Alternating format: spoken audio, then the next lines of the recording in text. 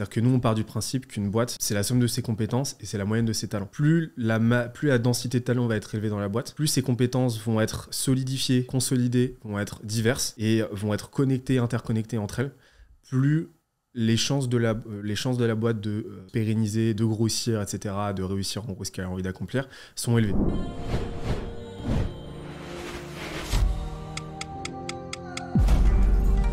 Ma motivation la plus forte dans ma vie, c'est que les gens ils osent réaliser leurs rêves. Je veux déclencher une révolution en remettant la méritocratie au cœur de notre société. Donc, si tu as envie de faire changer les choses, je pense que ça doit passer par l'entrepreneuriat. Quoi que tu dises, quelle que soit la phrase que tu dis, il y a un mec qui n'est pas d'accord. Salut les amis, on est de retour pour une nouvelle interview. Je suis aujourd'hui avec Benoît Dubo. Salut Benoît. Salut Valorant, comment tu vas? Ça va super et toi? Je suis ravi de t'accueillir à Paris. Parce que les gens ne le savent peut-être pas, mais tu es toulousain, en tout cas de banlieue toulousaine, de campagne toulousaine. Le lieu dit toulousain, je remonte très sporadiquement sur Paris, donc très très content de pouvoir se capter. Ouais, trop ça cool. fait très plaisir. Tu es le fondateur de Skelesia et du podcast Les Jeunes Branches. Skelesia, en quelques mots, et tu me corriges si je me trompe, mais c'est un système d'accompagnement pour les entreprises pour piloter leur croissance. Donc marketing, produits, vente, c'est à peu près ça? Exactement, on se définit, alors justement, gros travail là-dessus, on travaille énormément sur notre positionnement et donc sur le message qui l'accompagne, parce qu'on va en parler de toute façon de toute cette dimension accompagnement des entreprises, mais nous on se définit comme le copilote de croissance des boîtes entre 5 et 150 salariés, en gros. Ouais. Donc start-up, scale-up, TPE jusqu'à PME pré-ETI, qui ambitieuses, qui veulent grossir sereinement, rapidement, durablement, avec tout un tas de méthodologies et de modes d'accompagnement qui font qu'aujourd'hui, ça se passe quand même plutôt bien avec des résultats très très cool. Ouais, en tout cas, on voit qu'il y a une très belle visibilité, il y a beaucoup de crédibilité associée à ce que vous faites. Moi, j'aimerais justement qu'on parle un peu de ces questions d'accompagnement parce qu'on parle d'incubateur, on parle d'accélérateur, on parle d'advisor, de business angel. C'est quoi l'accompagnement quand on est une boîte? À quoi ça sert? Pourquoi vous, plutôt que, je sais pas, un start-up studio ou un accélérateur? Comment toi tu vois cet écosystème de l'accompagnement d'entrepreneurs et d'entreprises? Alors c'est une super, c'est un vaste sujet, ouais. Parce que moi tu vois en tant qu'entrepreneur et à la base en tant que marketeur qui a commencé par de la vente, tu vois, j'essaie toujours de partir du besoin. Tu vois, c'est un petit peu l'erreur que beaucoup de boîtes font, tu vois, c'est de partir du produit, c'est de partir de la solution pour ensuite essayer de trouver un besoin qui coïncide. Donc je me pose la question de ok, pourquoi aujourd'hui il y a une offre? Et à quelle demande elle essaie de répondre. En fait, la demande, l'analyse que j'en ai faite, des 150, 200, j'ai plus le compte aujourd'hui, mais non, on arrive aux 200 boîtes là accompagnées. Bravo. 200 boîtes, ouais, c'est cool. En 2 ans, on est content, mais des 200 boîtes accompagnées avec lesquelles on bosse, tu vois, et puis des autres, je suis bien positionné par rapport à c'est que il y a un énorme gap entre leurs ambitions, ce qu'elles ont envie d'accomplir, la connaissance dont elles ont besoin et la connaissance qui leur est pourvue, tu vois. La connaissance à laquelle elles ont accès. Et le fait est qu'il y a énormément de boîtes qui, tu vois, en prennent vite conscience de leurs limitations. Et le truc, c'est que ça part dans des ramifications complètement disparates. C'est-à-dire que tu vois, chacun, en vertu, tu vois, en vertu de la personnalité, en vertu des aspirations aussi, de la typologie de boîte, les aspirations de l'entrepreneur, de sa façon de fonctionner en tant qu'individu, parce que forcément une boîte est le reflet de celui qui la fonde, c'est quand même logique jusqu'à en tout cas un certain point, ça va se ramifier de façon complètement différente. Donc tu vas avoir des gens qui vont être, des entreprises qui vont être plus prônes à aller rechercher du conseil, d'autres qui vont être plus prônes à aller rechercher de l'exécution, qui vont vouloir déléguer, d'autres qui vont être plus prônes à aller rechercher de la connaissance, donc de la formation par exemple, etc. Et d'autres qui vont se débrouiller, qui vont aller chercher du contenu, etc. Quand on voit ça sous cette granularité-là, comme un petit peu l'embryon qui permet derrière un marché de se créer, c'est là qu'on comprend que oui, forcément, tu as des acteurs qui vont se positionner sur ces différents types de besoins, tu vois. Et c'est ce qui fait qu'aujourd'hui, tu vas avoir des modes d'accompagnement des boîtes qui vont être complètement différents, voire même contradictoires, voire même complètement analogues, tu vois, parce que tu vas avoir des boîtes qui vont te vendre, par exemple, des agences qui vont te vendre de l'exécution, qui vont dire, t'inquiète, ce sujet-là qui pourtant est fondamental, qui est central pour ta croissance, sur lequel ta boîte repose, en fait, t'inquiète, on va s'en occuper, t'occupes, tu vois. D'autres qui vont... On se demande d'ailleurs ce qu'ils font à côté, la boîte, du coup. Ouais, déjà, on peut se demander, mais surtout, mais c'est super... Enfin, c'est un risque, à mon sens, énorme, tu vois, que de faire reposer, par exemple, ton acquisition client sur les épaules d'un acteur, d'un prestataire qui est aligné sur ses propres enjeux avant tout. C'est-à-dire qu'il est aligné sur tes enjeux dans la mesure où tu le payes. Parce que ça aide les siens. Exactement. Donc, déjà, de base, tu vois, j'ai un problème vis-à-vis de ce modèle-là, agence, dans 80% des cas. Alors, je tape pas sur les agences qui sont... tu vois, j'ai plein de potes agences qui sont dirigeants d'agences, qui font un super taf, tu vois.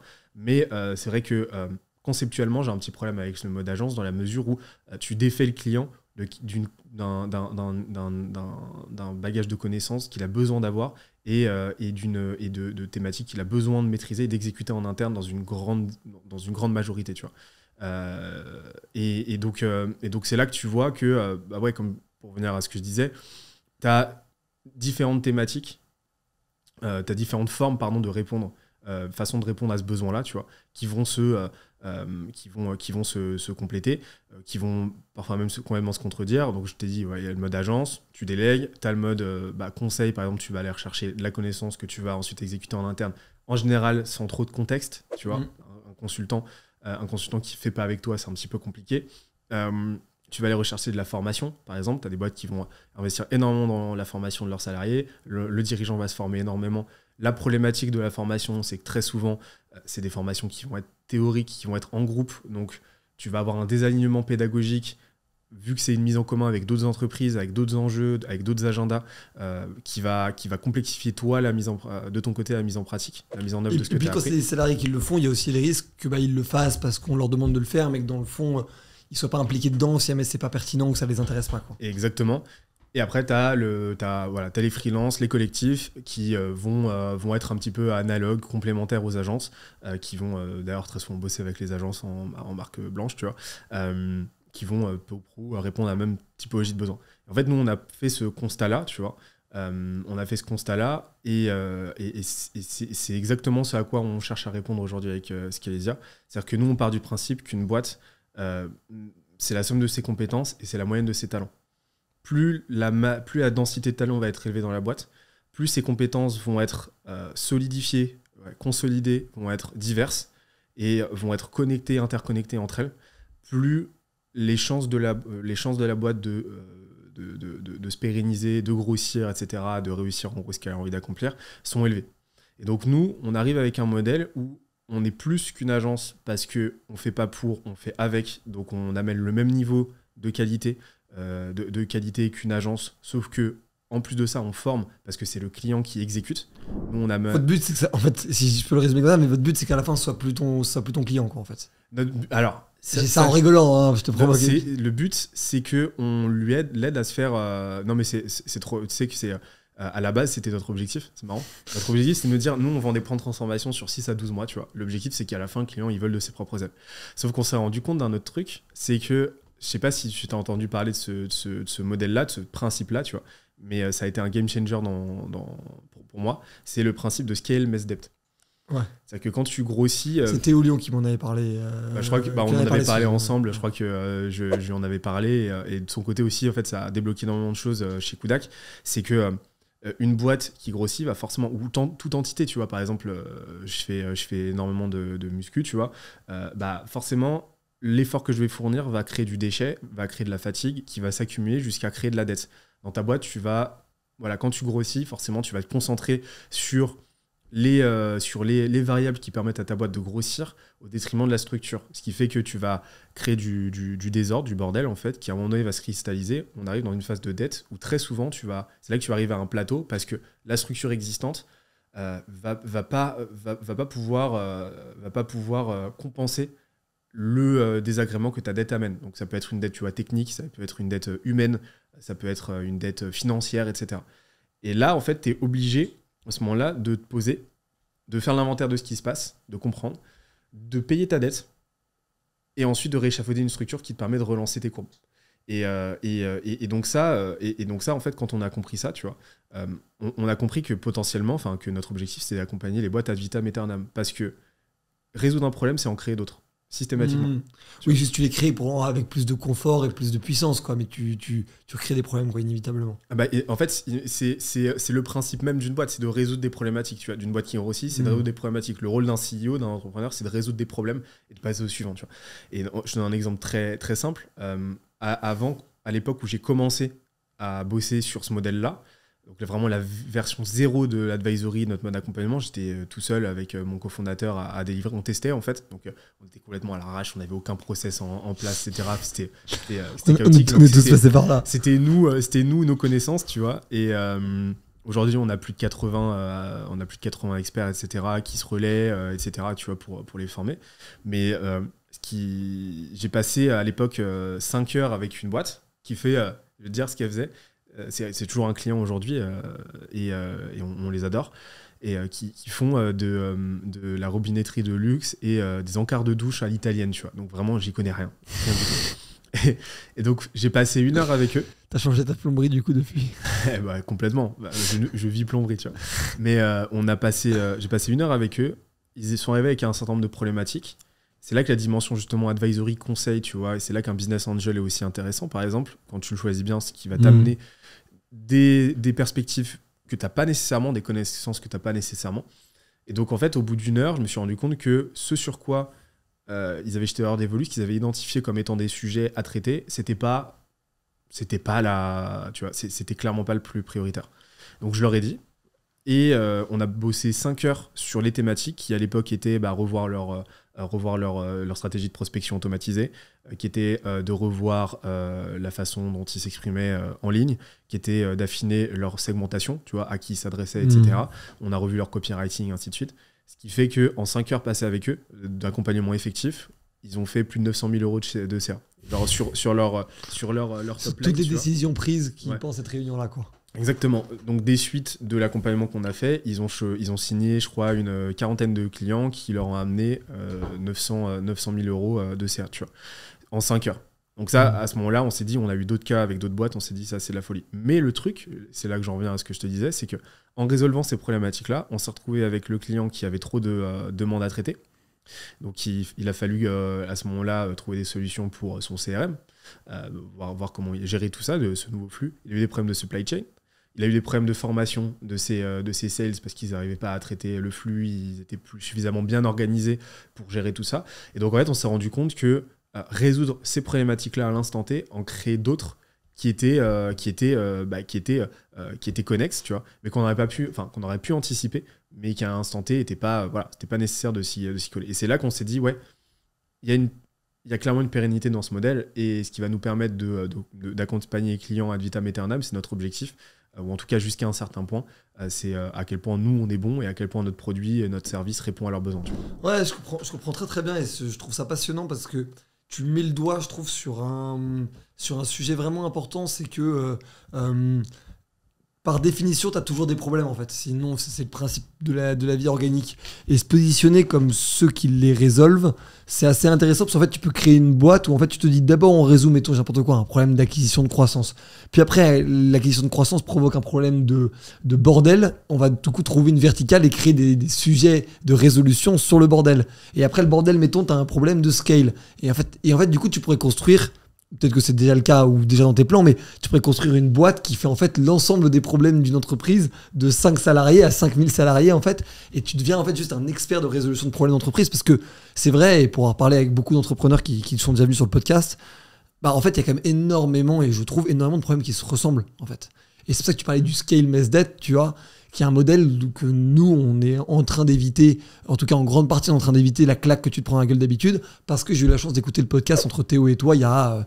en avril dernier, je crois, un truc comme ça. Je vais te dire, le meilleur moyen d'éviter le scale mesdet, enfin pas de l'éviter, mais en tout cas d'éviter qu'il te tombe dans la gueule dans une semaine, quoi. Déjà, c'est de l'anticiper, mais c'est de lever des fonds. Ou de faire de la dette ou quoi. Pourquoi ? Parce que ce financement-là, exogène, va te permettre de financer le paiement de ta dette en flux continu, en parallèle de tes vecteurs de croissance. Éviter le problème du BFR, quoi. Exactement, déjà, par exemple, donc ça c'est pour l'aspect financier, mais tu vois, par exemple, pour un produit tech, je prends un exemple tout bête, hein, bah, tu vas pouvoir scinder, tu vas pouvoir doubler tes effectifs, par exemple, tech, tu vois, de dev, etc. Et faire en sorte que 50% de tes devs passent du temps sur l'infra, passent du temps sur tout simplement faire en sorte qu'il n'y ait aucun problème de scalabilité et que ça continue, tu vois. Là où d'autres vont se bosser, les autres vont bosser sur des features et tout. Mais le truc, c'est que quand t'as des ressources limitées, juste tu peux pas. Et c'est là que tu vois, et c'est très intéressant à voir, que très très très souvent, les courbes de croissance d'une boîte bootstrappée, donc autofinancée, vont être en escalier. Et avec les phases de stagnation, voire même de régression qui correspondent à ces phases-là de dette, tu vois, versus les boîtes financées, qui elles vont avoir des courbes discontinues. Pourquoi ? Parce que justement, en fait, ils peuvent financer le paiement de cette dette-là. Oui, il y a plus jamais d'arrêt d'acquisition de clients parce que trop compliqué à gérer avec le volume actuel de compétences, quoi. L'acquisition, tu vois, nous, par exemple, en ce moment, on a cette problématique-là. C'est inévitable, tu vois. Aujourd'hui, on a beaucoup trop de demandes. Je pense que toi aussi, tu vois, avec le surligneur. Surligneur, j'ai genre 5 demandes par jour, je pense. Bah, tu vois, donc tu as cette problématique-là aujourd'hui parce que tu as des enjeux RH, parce que tu as des enjeux tu vois, de recrutement. Oui, mais c'est aussi parce qu'on a créé des canaux, si tu permets de te couper, hein, mais c'est aussi parce que toi comme moi, et c'est encore plus vrai pour toi sur LinkedIn, on a créé des canaux d'acquisition qui sont basés sur le inbound, en fait, qui sont basés sur le fait de créer des aimants, en fait, du contenu qui aimante les clients vers nos propositions de valeur, et qui fait qu'en fait, tu peux avoir des mois ou des trimestres, en tout cas au début de ta stratégie de contenu, assez faible, et après, tu arrives à un stade où en fait, tu contrôles plus du tout. Ah ouais. Juste le fait de poster, ça relance juste une pièce dans la machine, quoi. Mais t'arrives, toi, ça vient surtout de là, l'acquisition commerciale ? Ouais. Alors, ouais, bah, clairement. Ou du podcast, hein, mais je parle du contenu même. Je suis un mytho de te dire l'inverse. Clairement, aujourd'hui, c'est principalement de l'inbound.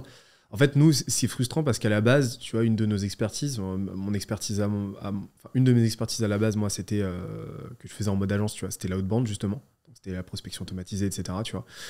Et en plus, on a un des meilleurs SDR d'une énorme scale-up française, Alex, on te salue. Coucou Alex, qui est juste une brutasse infernale sur le sujet. Et donc c'est super frustrant parce qu'on sait qu'aujourd'hui on a des résultats mais on peut pas ouvrir les vannes sur la haute bande. C'est un vrai sujet avec notre head of sales parce qu'aujourd'hui on n'arrive pas à gérer, tu vois. Mais aujourd'hui donc principalement à 70% c'est de l'inbound pure qui vient de notre contenu, qui vient de Google, qui vient de LinkedIn, qui vient de Twitter, qui vient de YouTube, etc. Et après on a environ 30% de bouche à oreille, donc c'est cool. L'objectif, c'est d'arriver, tu vois, ce que je recommande à n'importe quelle boîte, c'est de faire un tiers. C'est un tiers inbound. Ça montre que tu as des canaux, tu as un bon rayonnement, tu as une bonne force. C'est vraiment moi, c'est le mot que je cherchais, tu as un bon rayonnement. Ouais, exactement. C'est des indicateurs, en fait, tu vois. Bouche à oreille, c'est que tu as un super produit, un super positionnement, c'est super lisible, etc., tu vois. Et outbound, ça veut dire que tu sais à qui tu t'adresses, tu es capable d'aller chercher tes clients toi-même et que tu seras jamais en dèche parce que si un jour tu as un canal qui pète ou quoi, t'es capable d'aller chercher. T'es tranquille, ouais. Ah, ok, je comprends très bien. Mais alors, il y avait une remarque ou une question qui m'intéressait beaucoup par rapport à tes modèles, c'est la construction de ta propre méthodologie. Il y a une phrase, je crois que c'est Lincoln, si je dis pas de bêtises, mais que je trouvais toujours passionnante, qui est si j'ai 6 heures pour couper un arbre, je vais passer 5 heures à aiguiser la scie. Et j'ai l'impression que c'est un peu une approche que tu essayes d'avoir avec Scalesia.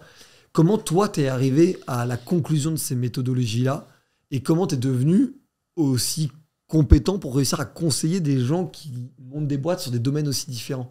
Comment tu deviens en fait un expert sans être dans le domaine précis de tes clients ? Bah, c'est tout simplement parce que, en fait, à force de voir des boîtes passer dans des industries dans lesquelles je connaissais rien, tu vois, donc une robinetterie de luxe, tu vois, des crochets télécommandés pour des grues, tu vois, enfin vraiment des produits tech dans la fintech, etc. Enfin vraiment des thématiques très disparates. On s'est rendu compte que c'est toujours les mêmes dynamiques. Et que ça serait exactement la même pour une ONG, que ça serait exactement la même pour un parti politique, tu vois. C'est lesquelles les plus récurrentes ? De quoi ? Les dynamiques que tu as vues les plus récurrentes, les problèmes les plus récurrents ? Bah, alors, ça va dépendre. Bah, en fait, ça va dépendre du contexte, mais tu vois, il y a, pour te dire, justement, ça, c'est un de nos modèles. Toute entité, tu vois, Donc là, je reprends, tu vois, on va prendre l'exemple d'une entreprise, mais ça pourrait être, c'est exactement la même chose pour un parti politique, par exemple, pour une association, pour une ONG, ce que tu veux. Ça va toujours se scinder en 3 catégories. Tu vois. C'est vraiment un cycle qui se reproduit. Je pourrais t'envoyer, on pourra faire un insert si tu veux. Ouais, très bien. Première phase, c'est la phase. Donc ça, c'est un des modèles que j'ai développé, tu vois. C'est la phase de traction. Donc la phase de traction, c'est quoi? C'est avec quoi tu te lances. Imagine que c'est une fusée, tu vois. Imagine que c'est une fusée, donc il faut déjà assembler les pièces, et puis après, il faut la lancer, il faut faire en sorte qu'elle décolle. Donc ça, tu vas reposer sur 4 éléments qui vont être toujours les mêmes, tu vois. Ça va être déjà tes compétences en interne. Donc, qu'est-ce que tu sais faire de tes 10 doigts, tu vois. Quelle est la somme, la moyenne de tes compétences, la moyenne de tes talents à l'instant T. Dans l'équipe cœur, ça va être ton réseau, qui tu connais. C'est ultra, à ce stade-là, c'est fondamental. Ça va être tes ressources en temps, en argent, et ça va être ton product market fit, donc à quel point le problème auquel tu t'adresses, tu es capable d'apporter une solution viable, tu vois. Donc à ce stade, l'objectif, c'est de rassembler, d'être le plus fort possible, le plus chaud possible sur ces 4 variables-là. Ça va permettre à ta fusée de se lancer, avec la plus grande impulsion possible. Donc vraiment que ça parte à balle. Tu passes ensuite en deuxième phase, qui est la phase de momentum. Donc là, ta fusée, elle est lancée. L'objectif, c'est qu'elle prenne suffisamment. Le plus haut possible. Ouais, le plus haut possible, le plus vite possible. Donc là, vraiment, tu es dans une logique d'inertie, de célérité, etc., d'accélération. Et là, on arrive à ce qu'on appelle les 5 piliers.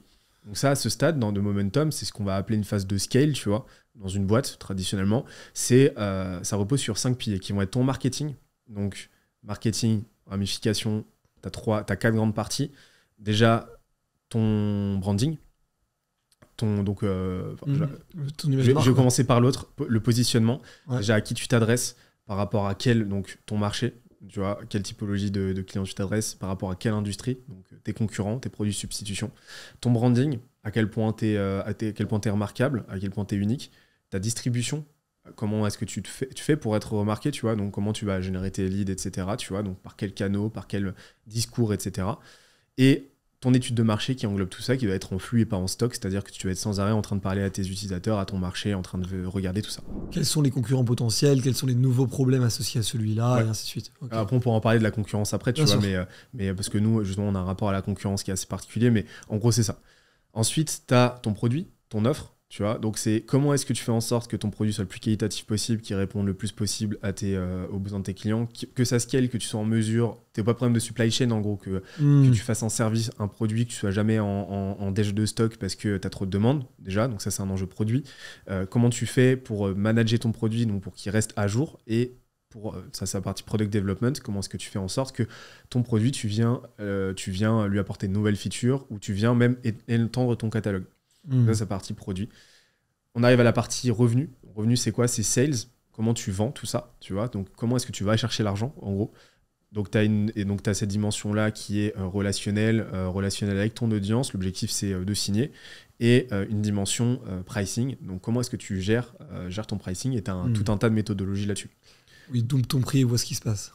Ouais, exactement, ça fait partie des méthodologies un peu bourrines, mais qui peuvent super bien marcher, parce que la plupart du temps, enfin, dans 90% des cas, le pricing pourrait doubler sans trop de problème, tu vois.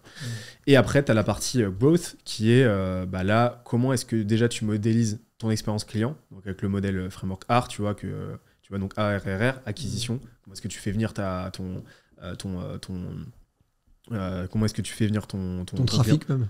Alors là, on parle même pas de génération de leads, c'est comment est-ce que tu, dans la façon dont nous on se le représente, c'est comment est-ce que tu signes ton client, tu vois. Okay. Donc la génération de leads est inclue dans la façon, dans l'acquisition. Ensuite, activation, c'est comment est-ce que tu fais en sorte que ton client il se dise waouh, putain, j'ai tellement bien fait. Genre, c'est quoi le moment dans la collaboration? Le magic moment. Ouais. Magic moment, tu vas dire putain, mais j'ai tellement bien fait de faire appel au crayon, tu vois, de ouf. Genre, meilleure décision de mon année. Ensuite, rétention. C'est souvent le cas. C'est souvent le cas, tu vois. Mais l'important, c'est de savoir à quel moment ils se disent. Ouais, et pour faire en sorte d'engineer le truc, pour que ça devienne systématique, et que le temps se comprime le plus possible entre l'acquisition et l'activation.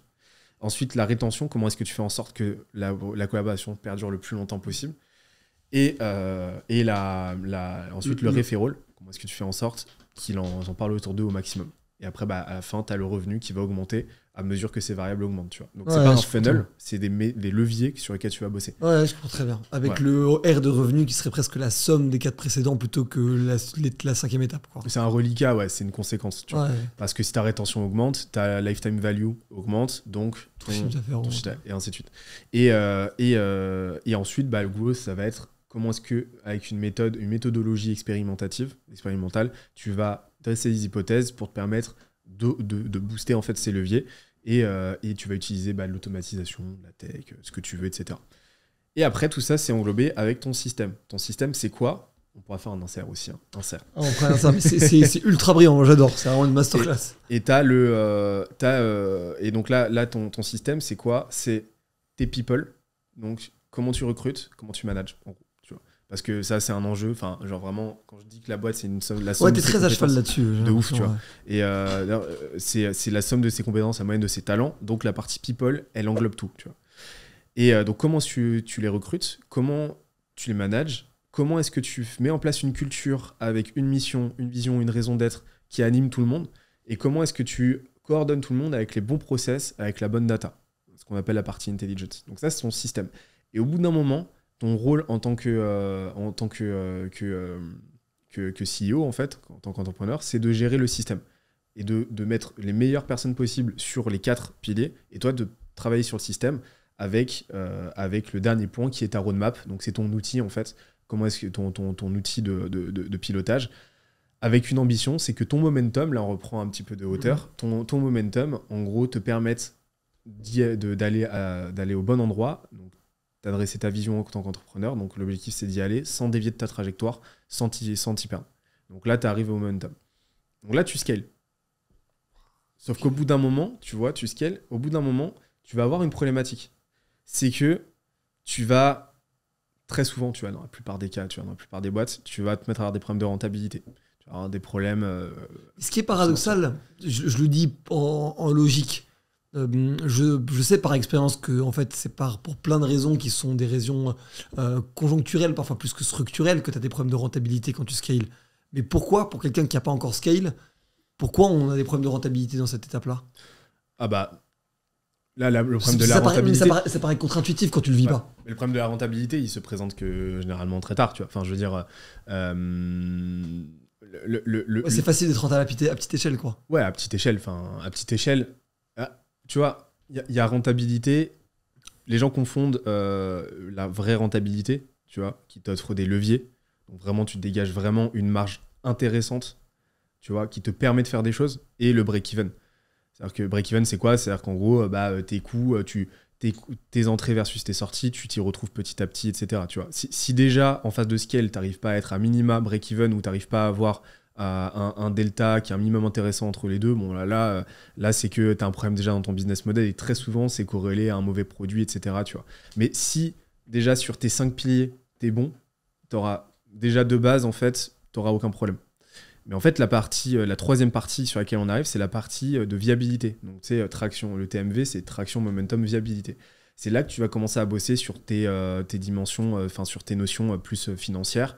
C'est à ce moment-là, en général, tu vas, par exemple, parler de Théo tout à l'heure, c'est passer une certaine masse critique que tu vas commencer à réfléchir à un business plan, que tu vas commencer à bosser ton EBITDA. Donc, tu vas commencer à bosser, tu vois, tes soldes intermédiaires de gestion pour t'assurer d'avoir une bonne de bonnes marges, tu vois, pour dégager des leviers financiers, pour pouvoir réinvestir, ainsi de suite. C'est là que tu vas réfléchir à comment on finance, comment on se finance, est-ce qu'on fait de la dette, est-ce qu'on lève des fonds, etc. C'est généralement le meilleur timing.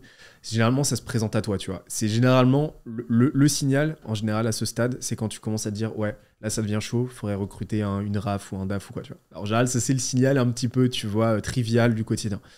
Et cette phase-là, en fait, elle te permet plusieurs choses, comme je te l'ai dit, de générer du levier, de sécuriser ta boîte, viabilité égale pérennité.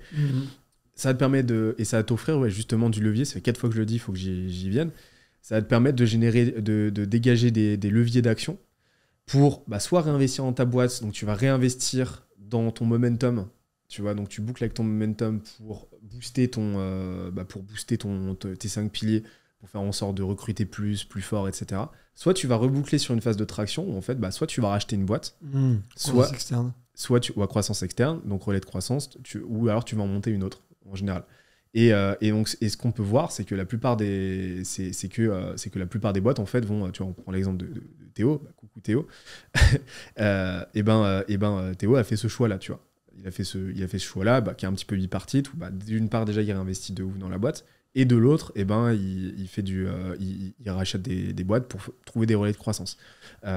Et en fait, ce qu'on peut voir, c'est que tout ça, c'est un cycle. C'est-à-dire qu'au bout d'un moment, tu vas... Oui, en fait, tu le repeats au bout d'un moment, quoi. Ouais, exactement. Et plus le temps passe, comme un effet boule de neige, plus déjà le gâteau va grossir, tu vois, plus la boule va grossir, et en plus de ça, plus la boîte sera compétente. Parce que du coup, tu as accumulé l'expérience et la capacité de gérer tout le cercle et toute la boucle, quoi. Exactement. Et c'est là qu'on peut voir, c'est là qu'on comprend pourquoi les grands groupes aujourd'hui sont aussi prolifiques pour aspirer des boîtes plus petites qu'elles, un petit peu comme Agario, tu vois ce jeu ou pas, ce jeu Agario? Non, mais c'est un jeu, en gros c'est un jeu, tu sais, c'est .io, donc c'est des jeux un peu des jeux flash, tu vois, où en gros t'es une petite bactérie et tu dois... pas ça en tête du tout. Vous pourrez voir, on fera un ça aussi, mais en gros tu peux aspirer, en gros tu dois aspirer les autres joueurs qui sont aussi des bactéries. Plus tu grossis et plus tu peux bouffer des trucs gros, et l'objectif c'est de pas te faire bouffer par les trucs qui sont les bactéries plus grosses que toi. Et jusqu'à un moment tu deviens énormissime.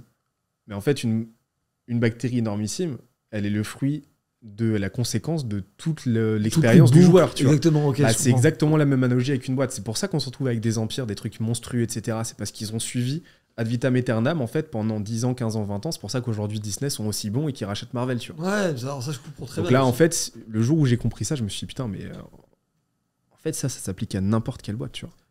T'as compris ça quand? J'ai compris ça... Parce que c'est incroyable la masterclass que tu viens de faire. Enfin, je sais pas si tu te rends compte. Non, mais genre, même moi, alors que je suis vraiment pas mon coup d'essai sur le crayon, c'était ma 4e boîte, tu vois, donc je commençais à comprendre, mais c'est la première fois que je vois vraiment un modèle où je ne vois pas d'entreprise qui grossit, qui ne rentre pas dans ce cadre-là, en fait. C'est intéressant, et puis en fait, c'est marrant, parce que du coup, tu deviens une forme de théoricien de l'entrepreneuriat aussi, un peu, tu vois. C'est un peu... aujourd'hui, c'est un peu une de mes casquettes... dont celle-là, c'est un peu une de mes casquettes dans la boîte, tu vois. C'est la partie où on appelle R&D. Donc moi, je passe ma journée, tu vois, à discuter avec des mecs brillants comme toi, à lire du contenu, etc., à lire des livres, à les étudier, à faire des podcasts, tu vois, et pour justement comprendre, en fait, comment, c'est mon rôle dans la boîte, de comprendre comment les boîtes grossissent, tu vois. Et qu'est-ce qui peut, et quelles sont les dynamiques qui se recoupent. Parce que notre objectif, c'est justement d'arriver justement à une théorie générale de l'entrepreneuriat. Parce que d'où ça vient, c'est que nous, ça nous rend... tu vois, je pense que t'en as ta 4e boîte, donc tu sais ce que c'est une boîte qui se casse la gueule, c'est ce que c'est un échec. C'est pas une ligne, c'est pas une... Tu vois, c'est pas une démarche administrative. C'est des mois et des mois d'agonie, c'est des détresses personnelles, c'est des détresses professionnelles, tu vois, c'est des hypothèques, c'est de l'argent perdu, c'est des années perdues, etc. Les apprentissages, tout ce que tu veux, ok, oui, mais sauf que les échecs font mal, tu vois. Et quand j'ai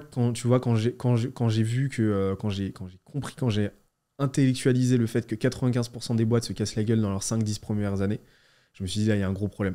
Donc nous, notre objectif, avec Skillesia, c'est de mettre en place une théorie générale, une méthodologie générale de l'entrepreneuriat qui fait que demain, si tu bosses avec nous ou si tu suis notre modèle, tu as la courbe s'inverse et tu as 95% de chance à terme, peut-être pas avec cette boîte-là, mais en tout cas à terme dans ta vie, de faire une boîte qui se pérennise, qui te permet de vivre, qui te permet de t'éclater, qui te permet d'apporter de la valeur aux autres. Et de créer un vrai actif, quoi, du coup. Ouais, exactement, tu vois. Et... Ce qui est souvent le problème des boîtes fragiles, quoi. C'est qu'en fait, elles ne le rendent jamais vraiment dans la catégorie actif qui travaille tout seul, quoi.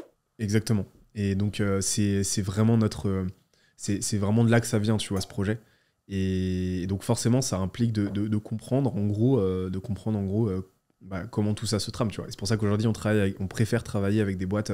tu vois, des petites boîtes qui se lancent, ou en tout cas avec une fourchette un seuil relativement petit en termes de headcount, parce que c'est les boîtes qui sont les plus fragiles, tu vois. Je comprends très bien.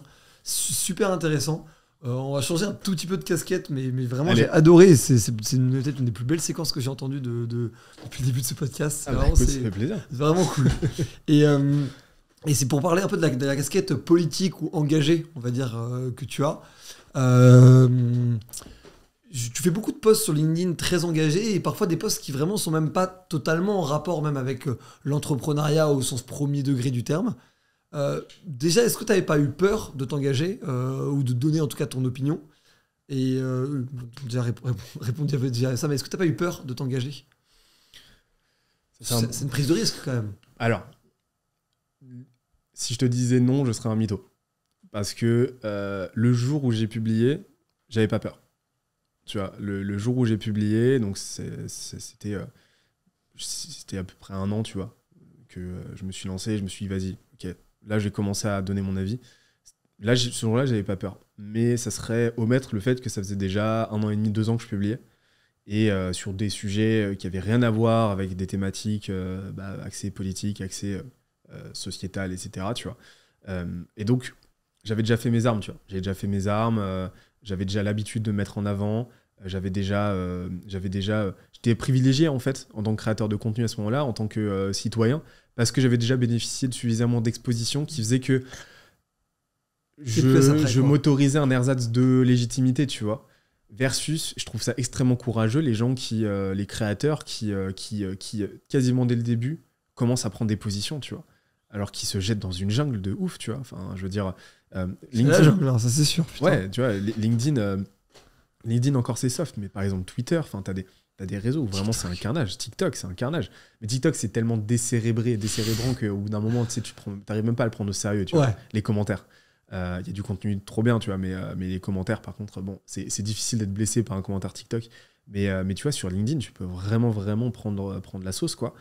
Et en fait, j'ai eu 2 grands privilèges. J'ai trop de chance, tu vois. C'est que j'avais déjà, en fait, eu ce temps d'adaptation qui a fait que le jour où je me suis lancé, ouais, j'étais bien, j'étais à l'aise. Et deuxièmement, j'ai eu énormément de chance d'avoir très peu de hate, en fait. Très peu, j'en ai eu, hein, tu vois, j'ai eu des posts où j'ai un peu pris la sauce et tout, mais quand je compare à d'autres créateurs, franchement, j'ai eu beaucoup de chance là-dessus. Donc forcément, ça m'a encouragé là-dedans, tu vois. Et donc ouais, ça n'a pas été extrêmement compliqué pour moi, mais il m'a fallu vraiment du temps avant de réussir à le faire, quoi. Parce que tu restes aussi à ces second degrés quand même. Donc ça reste... c'est pas à charge de gens directement aussi. Donc c'est quand même plus facile, je sais pas. En tout cas, c'est moins violent pour ceux qui sont pas d'accord. Après, j'ai des posts où vraiment je tape fort. Tu vois, des posts où vraiment je tape fort, mais je tape jamais des gens. Je tape jamais sur des gens, jamais, tu vois. Principe de base. Principe de base. Ça m'est déjà arrivé de faire, tu vois, de prendre la parole sur des événements qui incluaient des gens, toujours avec du second degré. Tu comprenais très bien ma position, mais par contre, ça n'a jamais été de l'attaque, ça n'a jamais été violent, tu vois. Voilà. Donc ça, c'est un principe de base. Par contre, je vais m'attaquer à des modes de pensée, à des modes de fonctionnement, mais je vais jamais être dans l'ad hominem, tu vois. Et donc, par contre, quand quelque chose me déplaît, je vais y aller très fort, il n'y a pas de problème. Mais derrière, ça implique de forcément assumer, tu vois, le retour de bâton. Mais j'ai remarqué que dans ces cas-là, quand vraiment je prends une position forte et que je la documente et que je suis catégorique, je reçois très très peu de retours négatifs ou de retours qui sont en désaccord avec moi. Ça va plutôt être sur des causes sociétales, déjà de base par définition clivantes, où là forcément ça va être un petit peu plus compliqué. Mais ou alors ça va être aussi, tu vois, par exemple cette semaine j'ai fait un post sur les derniers invités de notre podcast, tu vois, les jeunes branches. D'ailleurs, Pierre et je fais que des shout-outs. Des SO. Des SO. Donc on vous salue. Et en fait, ils ont pris la sauce de fou. Je m'y attendais pas. Le post est parti viral. 400 000 impressions et tout, tu vois. Et ils ont pris la sauce, mais d'une force. Mais j'ai pas pourquoi compris. ils avaient fait quoi? Parce que j'ai mis en avant, tu vois, c'est une boîte qui fait, qu'on appelle une productized agency. En gros, c'est une boîte qui automatise 90% de ses opérations. Et le reste, en gros, ils se le répartissent entre les 2 fondateurs et entre eux, et avec quelques freelances qui ont bossé sur les points vraiment stratégiques, les points clés, tu vois. Mais le reste, 90%, c'est automatisé. Outsourcé, ouais. Outsourcé. Et la beauté de ce modèle, c'est que ça te permet de pratiquer des prix moins chers et ça te permet de bosser avec plus de clients, etc., qui ne pourraient pas forcément se permettre d'avoir accédé à cette typologie de service, tu vois. Donc c'est cool. Et donc j'ai fait un post, tu vois, où je mets en avant bah, dans l'accroche, tu vois, ils bossent tu vois, à 2, ils font l'équivalent du travail de 25 personnes, ils font 54 CA par mois, ils n'ont pas de salariés, tu vois, story time, tu vois, avec une photo où on les voit tous les deux sur un bateau en mode vacances, tu vois. Et là, ils ont pris la sauce, mais d'une force. Ils étaient super contents, hein. Mais franchement, les gens sont partis en mode pavé dans les commentaires sur ouais, mais en fait, ils ont même pas lu le post, tu vois. Ils ont même pas lu le post en mode ouais, mais c'est pas vraiment. Enfin, 25 salariés avec ce CA, c'est impossible. Mais déjà, je l'ai pas dit qu'ils seraient en mesure d'embaucher 25 salariés. J'ai dit qu'ils accomplissaient le travail de 25 personnes. Donc, déjà, nuance. Mais enfin, bref, c'est parti en. Et puis 25, t'aurais pu dire 20, t'aurais pu dire 30.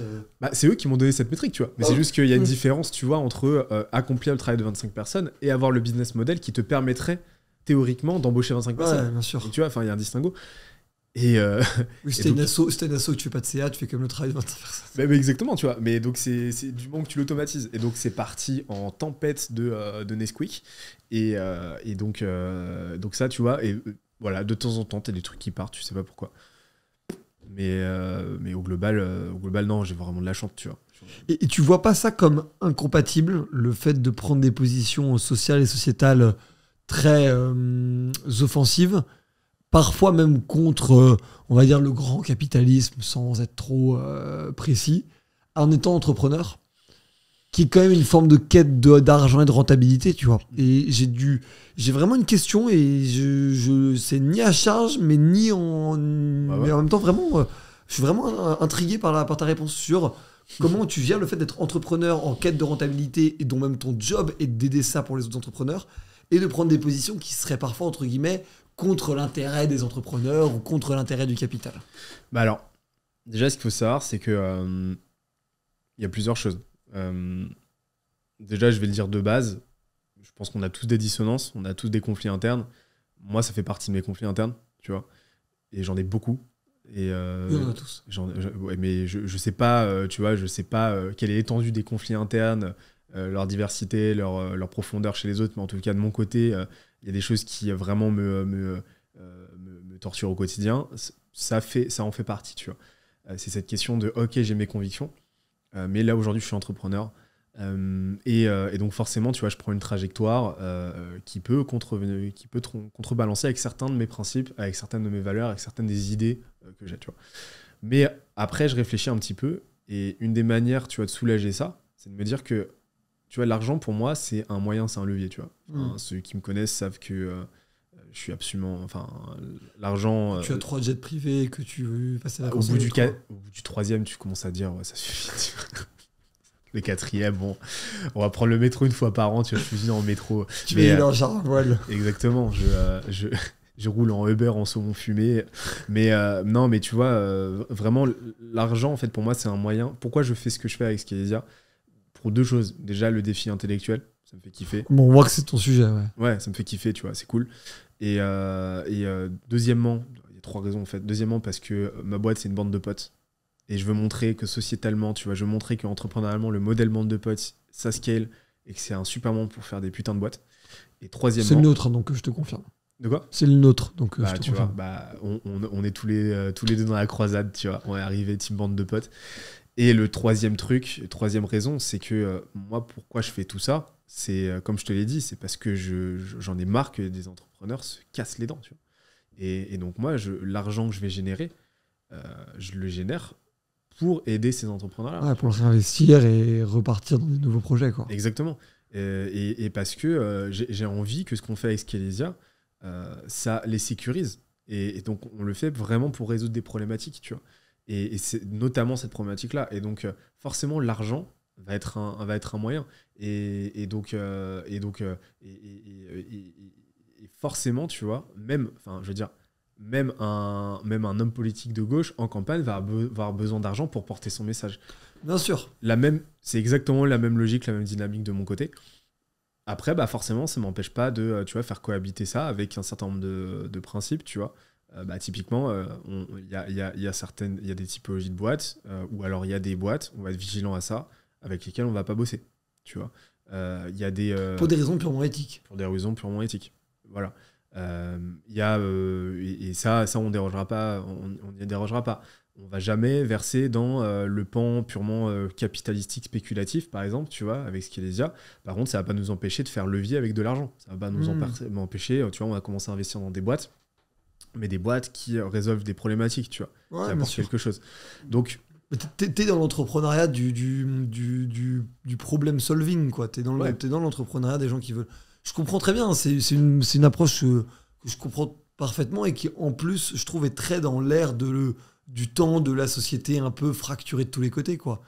Il y a un paquet de problèmes à résoudre et on a bien vu que c'est l'argent public, c'est pas ça qui permettait de les résoudre, quoi. Bah, et puis que, tu vois, c'est aussi mon devoir en tant que citoyen aussi, tu vois. C'est-à-dire que, bah, mon échelle, j'ai du temps, j'ai de l'énergie, j'ai 2-3 capacités là-dedans, bon, bah, go, en fait, tu vois. Si ça peut aider d'autres, si ça peut aider des gens, bah, trop bien. Trop bien. C'est le moyen que j'ai trouvé. Est-ce qu'il y en aurait d'autres mieux, plus aptes? Je sais pas. En tout cas, aujourd'hui, c'est ce que je fais. Et puis, bah, ça contribue à mon épanouissement. Ça contribue à l'épanouissement de ceux avec qui je bosse. On s'éclate, c'est trop cool. Les clients sont contents de bosser, super contents de bosser avec nous. Les résultats sont top. Bah, trop bien, tu vois. Trop bien. Ça me libère du temps pour faire du contenu pour aider encore plus de gens. Et puis faire des rencontres sympas comme trop bien. Trop bien. Franchement, d'ailleurs, super studio, j'adore. Mais ce qu'on se disait tout à l'heure avec Enzo, c'est que là, on est en train de se faire un setup de notre côté, mais là, vous êtes à un niveau, les gars. Et encore, nous, là, je le dis là, je sais pas quand ça sera publié, mais on est même en train de se poser la question de comment faire en sorte d'aller encore plus grand. Ah ouais? Ah ouais, non, mais là nous, vous allez nous mettre une pilée, les gars. C'est la racine de notre job. Nous, le contenu, une entreprise de contenu, d'abord et avant tout, tu vois. Enfin, ce qui fait le lien entre toutes nos activités, c'est entreprise de contenu. D'ailleurs, on adore ça. Très bizarre comme mot. Il faudra trouver un autre mot, contenu. J'en peux plus de le dire, je trouve ça très improbable. Et bah écoute, tu vois, je bosse sur un autre vas-y. projet de boîte. Et nous, le terme qu'on va proposer, c'est Media Company. Ok. Et nous, on va faire du Media Development. Tu vois. Ok. Donc, on pourra en faire un autre podcast, tu veux, pour t'expliquer comment on a théorisé tout ça, ce qu'on a rethéorisé plein de trucs. Avec très bon plaisir, mais vraiment, si on arrive à trouver un mot à la place de content ou de contenu, moi je suis curieux. Je suis d'accord avec toi. Un mot qui fait photo, vidéo, enfin je parle à Enzo. Ça pour le coup, ce serait une bonne question. C'est les deux questions qu'on pose à tous les gens qui passent sur le crayon. Quelle personne tu aimerais voir dans ce type d'interview sur le crayon que tu n'entends peut-être pas assez? Alors, je vais répondre deux. Un que j'entends beaucoup trop, mais je m'en lasserai jamais, c'est toi non. Ouais. Toi non, Georges. C'est vrai que je l'ai pas encore invité, mais il est pas à Paris si tu vas de bêtises. Il est à Montpellier. À Montpellier. Gros, ça se développe bien Montpellier. Hein. Ouais, j'aime beaucoup. Canon. Hein. J'aime beaucoup. Donc ouais, toi non. Alors par contre, ce serait mentir que dire que je l'entends pas. On parle tous les jours, c'est un excellent pote. Et Jacques Sabater. Ok, ça me dit rien du tout. C'est un très bon pote aussi. Okay. C'est un de mes meilleurs potes. Ouais. Et avec qui je suis associé dans sa boîte, qui s'appelle Hector. C'est un sas dans le BTP. Okay. Et c'est juste un des meilleurs sales que je crois que c'est le meilleur sales que j'ai jamais vu. Quoi. Ok, mais on a qu'une seule fois parlé de vente sur la chaîne. Moi, ça me ferait vraiment kiffer de pouvoir revenir là-dessus. Enfin, c'est un sujet trop important pour le traiter qu'une seule fois. Exactement. Et puis là, je te tease même pas, il est trop chaud, quoi. Ok. Donc, on lui fera un vends-moi ce stylo. Exactement. Et quelle phrase, punchline, citation, peu importe, de toi ou de quelqu'un d'autre, tu portes au quotidien ou que t'aimes bien comme formulation d'une idée que tu portes fortement?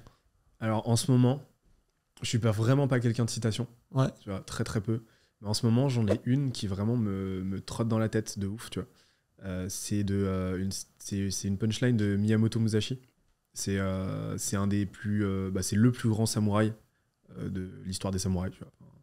Le mec a laissé une legacy derrière lui qui est juste folle, etc. Et il a écrit un certain nombre de livres à la fin parce qu'il s'est reconverti auteur, en fait, calligraphe. Et il a écrit sur sa philosophie de vie, etc., sur l'art de la guerre et tout. Et une des punchlines que j'adore, qui est présente, je crois, dans le Hagakure, je crois, hein, c'est un des derniers livres qu'il a écrit. C'est d'une seule chose, connaît 10 000 choses.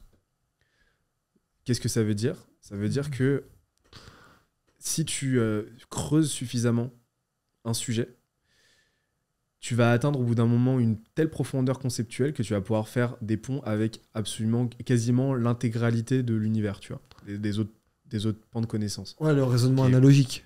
Par analogie, ouais, tu vas par analogie, par connexion, etc. Et ce qu'il dit, lui, quand tu déroules le fil de son propos, c'est que la chose la plus souhaitable à connaître, c'est toi. Pourquoi ? Parce que tu vas trouver quasiment toutes les réponses, en fait. Je prends un exemple tout bête, tu vois, mais si tu apprends comment tu fonctionnes, toi en tant que personne, en tant qu'individu, il y a de très fortes chances que par analogie, tu sois capable de comprendre comment les autres fonctionnent. Si, par exemple, en bossant, tu vois, en étudiant la nutrition, en étudiant la récupération, en étudiant toutes les composantes de la musculation, par exemple, j'ai compris énormément de choses sur l'entrepreneuriat, sur les dynamiques d'entrepreneuriat. J'ai vu des gros parallèles à faire entre le sport et l'entrepreneuriat. Et de ouf, tu vois, de ouf. Et on pourrait faire un podcast entier là-dessus, tu vois. Mais, Tu m'invites avec plaisir. mais tu vois, il y a énormément de choses. Et donc, en fait, c'est un appel pour moi, cette citation, déjà à la réflexion, parce que je la trouve d'une profondeur ouf, tu vois. Mais c'est un appel aujourd'hui, dans une ère vraiment de l'infobésité, dans une ère où tu vas passer d'un contenu à l'autre, et je suis le premier coupable de ça, à prendre le temps de se poser, et à prendre le temps juste de réfléchir et de se dire, ok, cette phrase-là, quelle qu'elle soit, qu'est-ce qu'elle m'apporte ? Qu'est-ce qu'elle veut me dire, tu vois ? Et ça, tu peux le faire avec n'importe quelle œuvre, tu vois. Et ça fait que aujourd'hui, tu vois, j'ai arrêté ma boulimie de lecture, tu vois. Et je prends le temps de lire mes livres. C'est-à-dire que tous les matins, là en ce moment, je suis en train de relire L'Art d'avoir toujours raison de Schopenhauer. Je lis 3 pages, 4 pages par jour seulement. Ouais, pourtant, Pourquoi ? Parce que c'est même pas très long en plus. Non, même pas. Non, mais ça se lit vite et facilement. C'est juste que là, aujourd'hui, je prends vraiment le temps d'écrire à chaque fois. J'ai mes notes à côté de moi, d'écrire, de prendre des notes et de détailler ce que je comprends, tu vois. Qu'est-ce qu'il est en train de me dire, tu vois. Comment tu peux l'appliquer dans ta propre vie aussi ? Donc c'est un peu un guide, tu l'utilises un peu comme guide, quoi. Ouais, exactement. Et donc, ouais, ce serait vraiment cette citation, tu vois, qui pour moi, prend le contre-pied de notre façon de fonctionner aujourd'hui et qui est un appel, justement, à apprendre à se connaître et par la même occasion, par capillarité, à apprendre à connaître les autres, tu vois. Et un appel aussi à comprendre que, tu vois, que tout est connecté, tu vois. C'est un peu ce terme-là holistique que j'aime beaucoup, tu vois, qu'on utilise beaucoup chez Skelésia, mais c'est le fait que, oui, il y a un lien dans tout ça, tu vois. Et que tu peux très facilement faire des ponts analogiques ou non entre différentes choses. Voilà. C'était super intéressant. Merci beaucoup, trop Benoît. cool. C'était vraiment très cool. Et puis, ça fait plaisir d'avoir un petit peu de hauteur même sur les sujets. Espèce de philosophe de l'entrepreneuriat. C'est très stylé. Non, mais en vrai, c'est très stylé. Il y a peu de gens, en vrai, qui creusent autant le sujet, en fait. Donc, c'est très cool. Bah écoute, avec grand plaisir. Je t'attends dans mon podcast à moi. Effectivement, c'est une très bonne idée. Je serais vraiment ravi. Je J'aurais pas de si mon micro, par contre. Oui, mais bon, on va dire c'est du flex pour l'instant. Merci beaucoup les amis, on vous met évidemment tous les liens de Benoît et de Skelésia en description. On vous met surtout le lien du podcast qu'il avait fait avec Hugo Benz, d'une autre interview qui est passée sur la chaîne, parce que c'est vraiment une des masterclass les plus importantes que j'ai eues dans ma vie, donc c'est vraiment cadeau. N'hésitez pas à vous abonner si ce n'est pas déjà fait, à poser vos questions en commentaire et je les transmettrai. Et puis on se retrouve très bientôt pour de nouvelles vidéos.